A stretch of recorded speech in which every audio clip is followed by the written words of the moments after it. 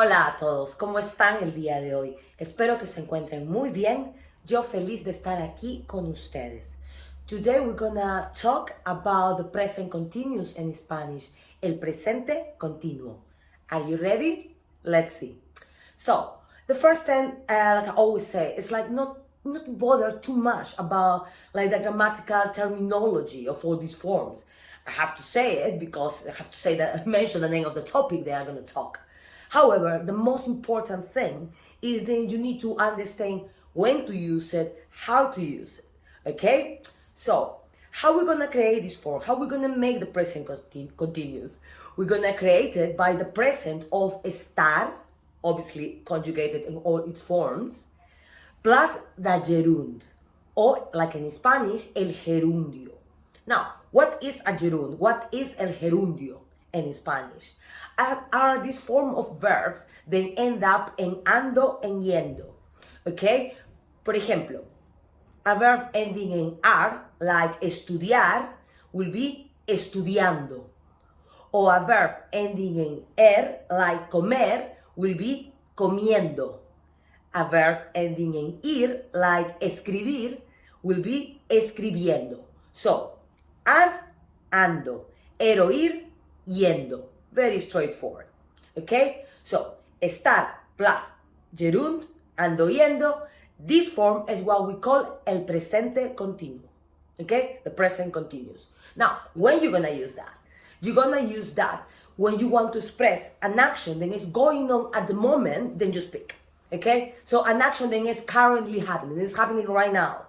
Ejemplo, estoy haciendo este video. Estoy hablando con ustedes.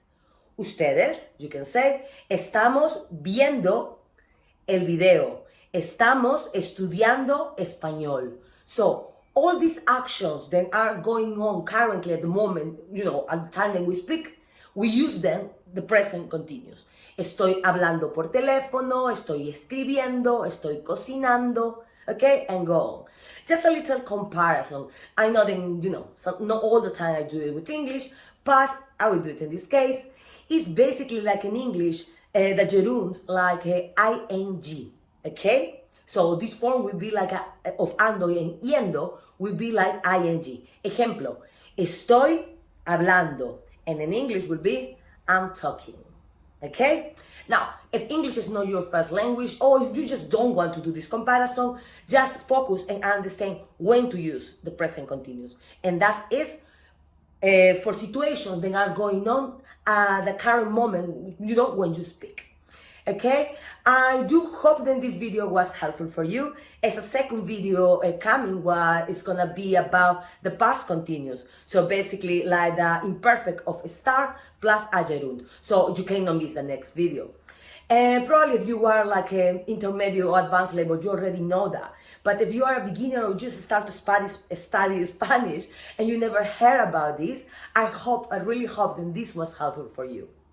Do not forget to follow us at the Spanish Speaking World on Facebook and Instagram.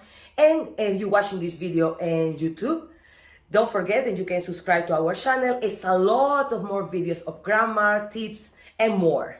Okay? If you like the video, help us with a like, sharing the video, and of course, subscribing to the channel. I hope to see you again in our next videos. Ciao, ciao.